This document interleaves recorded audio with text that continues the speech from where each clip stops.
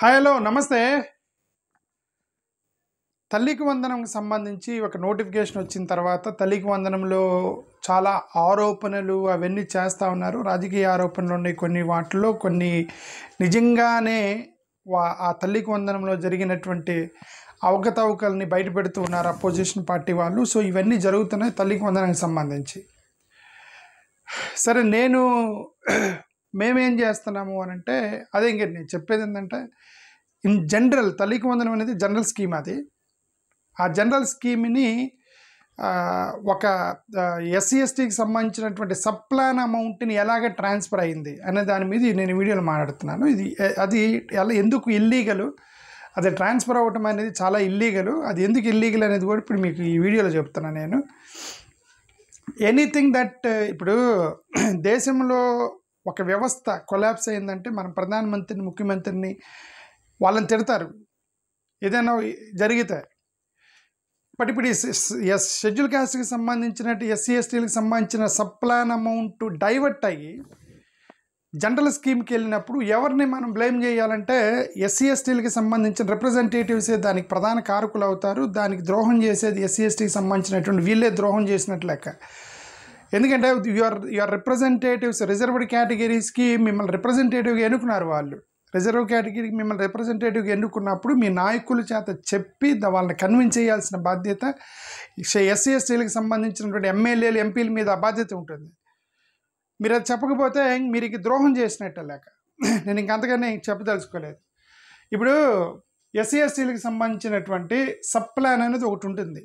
ఆ sub plan ఎందుకు అనేది సెంట్రల్ గవర్నమెంట్ కానీ రాజ్యాంగంలో కానీ, అసలు రాజ్యాంగంలో సబ్ ప్లాన్ ఇవన్నీ రాసి ఉంటారు. బట్ రాజ్యాంగంలో మీరు you can frame your own policies అని ఉంటుంది. దాన్ని బేస్ చేసుకొని సెంట్రల్ గవర్నమెంట్ గైడ్లైన్స్ ఇచ్చింది. గవర్నమెంట్ బేస్ చేసుకొని రాష్ట్ర ప్రభుత్వాలు కూడా గైడ్లైన్స్ తీసుకున్నారు. బట్ ఎవరేం చేసినా, రాజ్యాంగం చెప్పినా, కేంద్ర ప్రభుత్వం చెప్పినా, రాష్ట్ర ప్రభుత్వం చెప్పినా పర్పస్ ఒకటే, ఓన్లీ సింగిల్ పర్పస్. ఆ పర్పస్ ఏంటంటే ఇదిగో చూడండి, ఇక్కడ ఇది ఈ పెద్ద లెటర్లో ఇక్కడ లాస్ట్ పాయింట్ ఒకటి ఉంటుంది, ఫోకస్ ఆన్ ఈక్విటీ అని ఉంటుంది. మీరు గూగుల్లో కొట్టినా వచ్చేస్తుంది focus on equity SC ST sub plan. Focus on equity అంటే మీకు ఒక జనరేటెడ్ స్క్రిప్ట్ వచ్చింది. దాని ప్రకారం చూడండి, the over arching goal is to bridge the gap between the development of SC ఎస్టీస్ and the rest of the population అని ఉంటుంది. జాగ్రత్తగా వినండి, నేను ఇక్కడ మళ్ళీ టైప్ చేశాను దాన్ని. Focus on equity, the over arching goal is to bridge the gap between the development of SC/STs and the rest of the population is the fundamental aim. మిగతా కులాల వాళ్ళతో పోల్చుకుంటే ఈ షెడ్యూల్ క్యాస్ట్ వాళ్ళు ఎలా ఉన్నారు అనేది పోల్చుకొని వాళ్ళకి వీళ్ళకున్న తేడాని, గ్యాప్ని ఫిల్ చేయడానికి పెట్టింది SC/ST సబ్ ప్లాన్. అంటే అర్థం, నాన్ ఎస్సీల దగ్గర ₹1,00,00,000 ఉండి వీడి దగ్గర 10 లక్షలు ఉంటే దెర్ ఇస్ 90 lakhs గ్యాప్ ఉంటుంది. షెడ్యూల్ క్యాస్ట్ వాడి దగ్గర ₹1,000 ఉండి నాన్ ఎస్సీల దగ్గర ₹10,000 అంటే 9,000 గ్యాప్ ఉంది. ఇప్పుడు ఈ మధ్య వచ్చేటువంటి బాగా ఈ యొక్క ఆర్గ్యుమెంట్ ఏంటంటే, షెడ్యూల్ క్యాస్ట్ వాళ్ళు కూడా బాగానే ఉన్నారు, షెడ్యూల్ క్యాస్ట్ వాళ్ళు కూడా డబ్బులు బాగానే ఉన్నాయి, ఇల్లులు కట్టుకుంటున్నారు, చదువుకుంటున్నారు, అంతా వాళ్ళు కూడా బాగానే ఉన్నారు, వాళ్ళు కూడా ఇవన్నీ ఆర్గ్యుమెంట్ తీసుకొచ్చారు భారతీయ జనతా పార్టీ ముఖ్యంగా అధికారంలోకి వచ్చిన తర్వాత. అదే వాళ్ళు ఈక్వాలిటీ కాన్సెప్ట్ పెట్టుకొని వచ్చారు. ఓకే, బట్ అది గ్యాప్ చూడాలి. ఇప్పుడు మనం ఈ షెడ్యూల్ క్యాస్ట్ వాడు షర్టు ప్యాంట్ వేసుకొని తిరుగుతున్నాడు, బైక్ మీద తిరుగుతున్నాడు, అది కాదు, మనం గ్యాప్ చూడాలి. గ్యాప్ అంటే ఒక షెడ్యూల్ క్యాస్ట్ వాడి దగ్గర గతంలో ₹1,000 ఉండి ఇప్పుడు వాడి దగ్గర ₹1,00,000 ఉంటే ఉండవచ్చు. బట్ గతంలో నాన్ షెడ్యూల్ క్యాస్ట్ వాళ్ళ దగ్గర ₹10,000 ఉంటే ఇప్పుడు వాళ్ళకి 10 లక్షలు ఉన్నాయి వాళ్ళ ఇళ్లలో. So the gap remaining same. The gap, అదే పర్పస్ ఆఫ్ షెడ్యూల్ క్యాస్ట్కి సంబంధించిన ఎస్సీ ఎస్టీ సబ్ ప్లాన్ ఏంటంటే, ఇది చూడండి, the gap between the development of the SC ఎస్టీస్ and the rest of the world. ఆ గ్యాప్ని ఫిల్ చేయడానికి పెట్టిందే సబ్ ప్లాన్. ఇప్పుడు ఈ బ్యాక్గ్రౌండ్ తోటి నేను ఐఎమ్ గోయింగ్ ఫార్వర్డ్. ఇప్పుడు ఈ తల్లికి వందనం ప్రోగ్రామ్కి సంబంధించి వాళ్ళు ఒక స్కీమ్ వేశారండి. ఆ స్కీమ్ ఏంటి, ఇది చూడండి, తల్లికి వందనకు సంబంధించిన స్కీమ్ ఇది. ఇదేంది, గతంలో ఇది గతంలో జగన్మోహన్ రెడ్డి గారి ప్రభుత్వం అంటే వైఎస్ఆర్సీపీ ప్రభుత్వము ఇట్లానే సబ్ ఫండ్కి సంబంధించినటువంటి ఎస్సీ ఎస్టీ ఫండ్ని జనరల్ స్కీమ్కి జగనన్న కానుక, అమ్మఒడి కానుక ఇవి మార్చారు. జగన్మోహన్ రెడ్డి గారు డైవర్ట్ చేశారని చెప్పి తెలుగుదేశం వాళ్ళు పొద్దు గొడవ చేశారు. అప్పుడు ఇప్పుడు వాళ్ళు చేసిన పోస్టులు ఇవి, ఇది 2019కి ముందు, 2019 నుంచి 24 మధ్యలో వాళ్ళు చేసిన పోస్టులు ఏమని, అమ్మఒడి దీనికి ప్రభుత్వం దగ్గరే లేదు తడి అని ఒక టైటిల్ పెట్టారు. ఇది చూడండి, బాబు గారి కోసం అని పెట్టారు. నిధులు మళ్లింపు అని ట్రోలింగ్ చేశారు. బీసీ వెల్ఫేర్ నిధులు 146 కోట్లు, సోషల్ వెల్ఫేర్ నిధులు 31 కోట్లు. అంటే సోషల్ వెల్ఫేర్ నిధులు అంటే ఎస్సీ ఎస్టీలకు సంబంధించిన నిధుల్ని 31 కోట్ల రూపాయలు సబ్ ఫండ్ నుంచి డైవర్ట్ చేశారు జనరల్ ప్రోగ్రామ్కి అని చెప్పి తెలుగుదేశం వాళ్ళు గొడవ చేశారు. అంటే అర్థం ఏంటి, వాళ్ళకి సబ్జెక్ట్ తెలియదని కాదు, దే నో సబ్జెక్ట్. ఇది ఎందుకు చూపించానంటే తెలుగుదేశం ప్రభుత్వానికి తెలియక చేయటం లేదు, అర్థం కాక చేయటం లేదు, కావాలని చేస్తున్నారు అని చెప్పడానికి నేను ఇది చూపించాను. ఎందుకు, వాళ్ళ అపోజిషన్లో ఉన్నప్పుడు ఇది తప్పు అని చెప్పారు అంటే they know the entire subject that it is illegal, కాబట్టి వాళ్ళు ట్రోలింగ్ చేశారు. ఇప్పుడు వచ్చిన తర్వాత వైఎస్ఆర్సీపీలో కూడా చేశారు కాబట్టి మనం కూడా అదే చేద్దామని చేస్తున్నారు. ఇది సింపుల్గా అంతే జరిగింది. Again I'm showing that the entire focus is that the gap between the development of SCSTs and the rest of the world, rest of the population వీళ్ళకి మధ్యన గ్యాప్ని ఫిల్ చేయడానికి పెట్టిన స్కీము సబ్ ఫండ్ అనేది, ఆ సబ్ ఫండ్ అనేది ఈ అమ్మఒడి కానీ ఇప్పుడు పెట్టే తల్లికి వందనం కానీ ఈ యొక్క ఫండ్కి సంబంధం లేదు.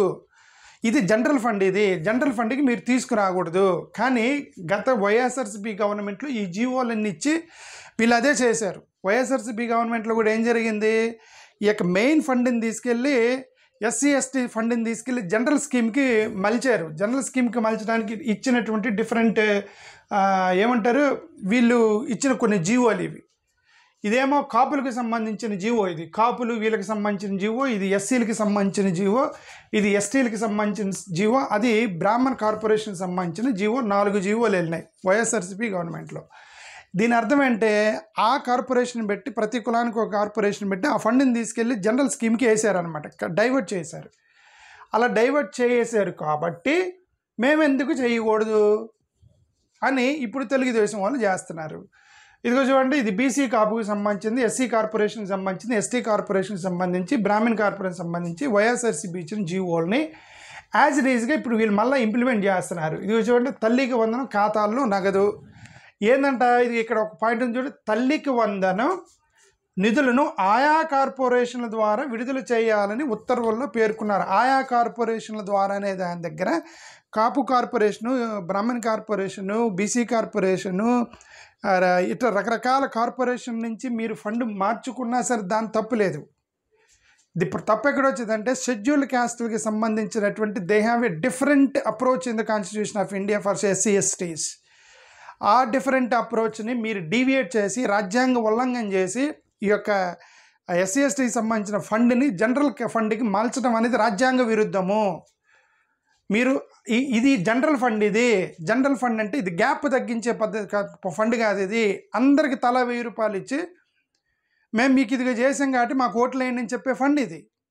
ఈ తల్లికి వందనం కానీ ఏ స్కీమ్ అయినా సరే ఈ మధ్య గవర్నమెంట్ చెప్పే స్కీమ్లు ఏంటంటే అందరికీ డబ్బులు పంచుతాము, అందరికీ 10,000 వేస్తాము, మేము అందరినీ జాగ్రత్తగా చూసుకున్నాము, రేపు పొద్దున్న ఓట్లు అందరు కలిసి మాకు ఓట్లు వేయండి. ఇంత సింపుల్ స్కీమ్, అది రాజ్యాంగ స్కీమ్ కాదు, పొలిటీషియన్ స్కీమ్. అది ఆ పొలిటీషియన్ స్కీమ్ ఇది చూడండి, ఇది కార్పొరేషన్ ద్వారా విడుదల చేయాలని చెప్పి వేస్తారు. ఇప్పుడు ఇది వైఎస్ఆర్సీపీ ఏం చేసిందో ఇప్పుడు తెలుగుదేశం ప్రభుత్వం కూడా అదే చేసింది. కానీ ఇక్కడ వీళ్ళు ఇచ్చినటువంటి జీవోలు అని ఏముందో చూడండి, ఇక్కడ to provide the equal opportunities to all the poor people, to equal opportunities to all the poor people అని వాళ్ళు జీవోలో ఇచ్చారు. ఈక్వల్ ఆపర్చునిటీస్ కోసం మీ స్కీమ్ పెట్టినప్పుడు సబ్ ఫండ్ అనేది ఇట్ ఈస్ ఈక్విటీ. చూడండి, focus on equity, it is not equality, it is not equal opportunity, it is for filling the equity opportunity అని గత 2-3 సార్లు కూడా వీడియోలు పెట్టాను నేను. ఓకే, చూడండి, ఇక్కడ the scheme is meant for equal opportunities. ఏది తల్లికి వందనం అనేది వాళ్ళే ఇచ్చిన జీవోలు ఈక్వల్ ఆపర్చునిటీ అయినప్పుడు how come the government use the funds that is meant for equity focused sub plan fund. Equity focused sub plan ఫండ్ని మీరు ఈక్వల్ ఆపర్చునిటీస్ పేరు మీద మీరు ఎలాగా ఈ ఫండ్ని డైవర్ట్ చేస్తారు జనరల్ అకౌంట్స్కి? ఇది ఇల్లీగలు, రాజ్యాంగ విరుద్ధము. రాజ్యాంగ విరుద్ధం అంటే పెద్ద పెద్ద రాజ్యాంగంలో ఉన్న వాటినే మార్చేసి తీసేస్తున్నారు. ఇది ఆఫ్టర్ ఆల్ ఇది ఎంత స్టేట్ గవర్నమెంట్లో ఒక చిన్న బిల్లు పాస్ చేసుకుని నెట్టేస్తారు. నేను దాని గురించి మాట్లాడట్లేదు, టెక్నికల్ పాయింట్ ఆఫ్ మాట్లాడతాను. పర్పస్ని డివియేట్ అవుతున్నారు అంటున్నా. రాజ్యాంగానికి సంబంధించినటువంటి ఓవరాల్ అప్రోచ్ ఎస్సీ ఎస్టీలని డెవలప్మెంట్ చేయాలనేటువంటి ఒక అప్రోచ్ ఉందే, ఆ అప్రోచ్ని ఎప్పుడో ఎత్తేసారు వీళ్ళు. ఎప్పుడో ఎత్తేసి అసలు రిజర్వేషన్ ఎత్తేస్తామన్నారండి. అసలు అవసరం లేదని షెడ్యూల్ క్యాస్ట్ రిజర్వేషన్ అవసరం లేదు, ఈ సప్లాన్ అవసరం లేదు, వాళ్ళు కూడా అందరితో కలిపేయండి అని అంటున్నారు. But the gap still remains, right? Gap still remains. అంటే ఓసీలు సైకిల్ మీద తిరిగేటప్పుడు మా వాళ్ళు చెప్పులు వేసుకొని తిరిగారు. ఇప్పుడు ఓసీలు కొద్దిగా బైకులు కొన్నప్పుడు వీళ్ళు సైకిల్ కొన్నారు. ఇప్పుడు వాళ్ళ కార్లు కొన్నప్పుడు వీళ్ళు బైకులు కొన్నారు. వాళ్ళు బెంజ్ కార్లు కొన్నప్పుడు వీళ్ళు మామూలు మారుతి కారుల్లో తిరుగుతున్నారు. But the gap still remains, right? ఆ గ్యాప్ చూడాలి, అది గ్యాప్ ఫిల్లింగ్ ఆపర్చునిటీ కదా. ఇది చూడండి, ఇక్కడ సంబంధించినటువంటి అన్ని కార్పొరేషన్లో ఫండ్ డైవర్ట్ చేయమని చెప్పి ఒక జీవో వేశారు. ఇది చూడండి, AP minorities, Aryavaishya, BC, BCB, BCC, BCD, BCE, Brahmin, EBC, Kamma, Kapu, Kshatriya, Reddy, SC, ST అందరికీ ఇచ్చారు. అందరికీ ఇచ్చినప్పుడు ఈ గ్యాప్ ఎలా ఫిల్ అవుతుంది? మరి గ్యాప్ ఎలా ఫిల్ అవుతుంది? ఈ గ్యాప్ ఫిల్ చేయడానికి సప్లాన్ పెట్టారు. వీళ్ళందరికి ఇవ్వద్దని మేము అంటే వాళ్ళందరికీ ఇవ్వాల్సిందే. మీరు వాళ్ళలో నిజంగా పేదలు ఉంటే మీరు ఇవ్వాలి, ఎందుకంటే వాళ్ళని కూడా మీరు ఆదుకోవాల్సిందే. కానీ వీళ్ళతో పాటు నువ్వు ఎస్సీలకు ఇచ్చింది నువ్వు సప్లాన్ కింద నువ్వు పరిగణించకూడదు. పరిగణిస్తే గ్యాప్ అనేది తగ్గదు, గ్యాప్ అలా కంటిన్యూ అవుతుంది. ఇది అన్యాయము, దుర్మార్గము, అక్రమము, రాజకీయ పార్టీలు చేసేటువంటి అది పెద్ద కుట్ర షెడ్యూల్ క్యాస్ట్ వాళ్ళకి సంబంధించి అని నేను గతం నుంచి మొత్తుకుంటున్నాను. Okay, if the schedule caste చూడండి, if the scheme is for all caste, it is equal opportunity scheme. ఏది తల్లికి వందనం అనేది ఈక్వల్ ఆపర్చునిటీ స్కీమ్ కాబట్టి ఈక్వల్గా అందరికీ పంచుతున్నారు. It is unequal opportunity scheme. దీంట్లో ఎస్సీ లేదు, ఎస్టీ లేదు, మాలా లేదు, మాదిగ లేదు, అందరికీ కాపు, కమ్మ, రెడ్డి మొత్తానికి ఇచ్చేస్తున్నారు ఈక్వల్ ఆపర్చునిటీ స్కీమ్ కింద. బట్ ది సప్లాన్ ఏదైతే ఎస్సీ ఎస్టీ సప్లాన్ అనేది not for equal opportunity, it is equity focused అని. ఈక్విటీ ఫోకస్డ్ అని సెంట్రల్ గవర్నమెంట్ గైడ్లైన్స్లో ఉంటుంది, ఈక్విటీ ఫోకస్డ్ అని. Now, how can you divert this fund to the general equal opportunity schemes? ఇది injustice to schedule caste. Injustice to schedule క్యాస్ట్కి సంబంధించిన వాళ్ళ డెవలప్మెంట్ని మీరు gap తగ్గించలేరు.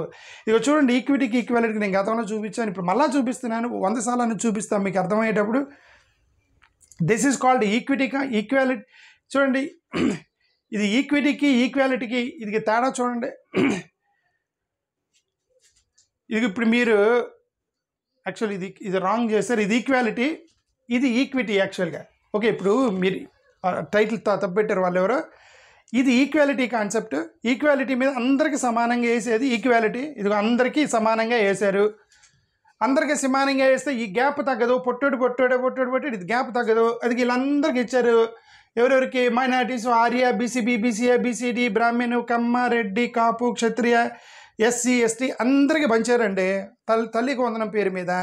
ఇప్పుడు అందరికి పంచినప్పుడు ఈ గ్యాప్ ఎలా తగ్గిద్ది? పొట్టోడు గ్యాప్ ఎలా తగ్గిద్ది? కాబట్టి ఈక్విటీ కాన్సెప్ట్ తీసుకొచ్చాడు డాక్టర్ బిఆర్ అంబేద్కర్. మీరు ఇది వీళ్ళకి వ్యతిరేక ఎక్కువగా ఇవ్వాలి అనే దాన్ని సప్లాన్ పెట్టారు. ఈ ఎడిషనల్కి ఇచ్చే అమౌంట్ని సప్లాన్ అంటారు.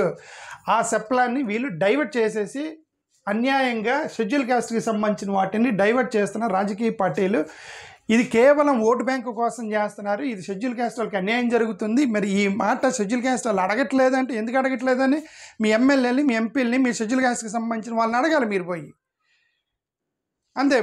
దీనికి ఎవరు సమాధానం చెప్పాలంటే చంద్రబాబు నాయుడు గారు సమాధానం చెప్పాల్సిన అవసరం లేదు, లోకేష్ గారు సమాధానం చెప్పాల్సిన అవసరం లేదు. బట్ ఇప్పుడు ప్రభుత్వంలో ఉన్నటువంటి ఎమ్మెల్యేలు, ఎంపీలు, షెడ్యూల్ క్యాస్ట్కి సంబంధించిన రిప్రజెంటేటివ్స్ ఎవరైతే ఉన్నారో వాళ్ళు దీనికి సమాధానం చెప్పాలి.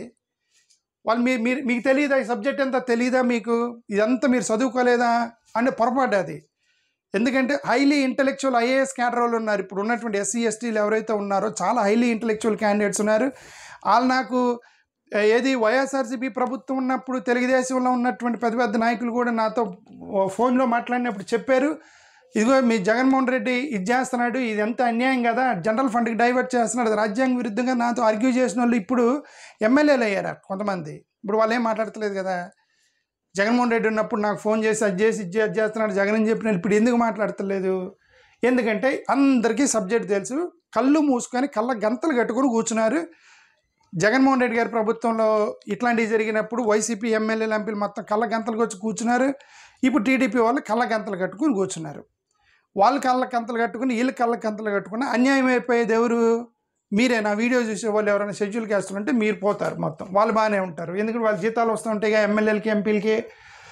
మీకు ఈ స్కీమ్ కూడా రాదు, జీతాల తర్వాత సంగతి. ఓకే, ఇక చూడండి, ఎలిజిబిలిటీ పారామీటర్స్ ఇచ్చారు. ఈ ఎలిజిబిలిటీ పారామీటర్స్ మొత్తం చదివా. ఒక్కసాటైనా సరే షెడ్యూల్డ్ క్యాస్ట్ నువ్వు ఎస్సీ అయి ఉండాలి అనేటువంటి ఎక్కడ కూడా లేదు. ఎక్కడో కింద కొన్ని 2-3 పాయింట్లు రాశారు, కానీ మెయిన్ జనరల్ కేటగిరీస్లో ఎక్కడ కూడా ఎలిజిబిలిటీలో మీరు షెడ్యూల్ క్యాస్ట్ అయి ఉండాలి అని లేదు. ఎందుకు లేదంటే ఇది జనరల్ స్కీమ్, ఇది ఎన్ని కులాలలో కల్పించినటువంటి అమ్మఒడి ప్రోగ్రాం కాబట్టి ఎక్కడ కూడా ఎలిజిబిలిటీ క్రైటీరియాలో ఆ పదం లేదు. అంటే అర్థం ఇది ఎస్సీ ఎస్టీ సబ్ ప్లాన్కి సంబంధించింది కాదు. సబ్ ప్లాన్కి సంబంధించి కానప్పుడు మా సబ్ ప్లాన్ అమౌంట్ని మీరు ఎలాగ జనరల్ ఫండ్కి డైవర్ట్ చేస్తారు అనేది అదొక పెద్ద బాధాకరమైన విషయము.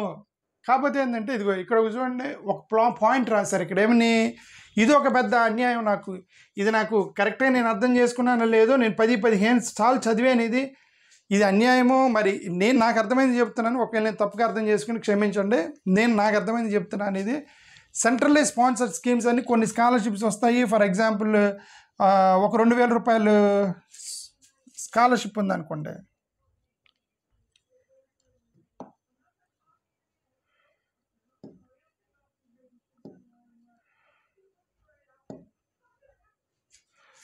ఫర్ ఎగ్జాంపుల్ ఎంత రాయట్లేదు ఇది. ఓకే, 2,000 రూపీస్ స్కాలర్షిప్ ఉంది ఎగ్జాంపుల్. 2,000 రూపీస్ స్కాలర్షిప్ రావాలి. సెంట్రల్ గవర్నమెంట్ ఏమనిద్దంటే, ఎందుకంటే నువ్వు 1,000 రూపాయలు ఇయ్యి, నేను ఒక 1,000 రూపాయలు ఇస్తాను అని ఒక స్కీమ్ పెట్టారు అని ఎగ్జాంపుల్ చెప్తాను. 60-40 ఏదో ఉండిద్ది, బట్ నేను 50-50 అనుకుంటున్నా. ఓకే, ఎగ్జాంపుల్ మీకు అర్థం అవ్వడానికి అని ఒక స్కీమ్ ఉందండి.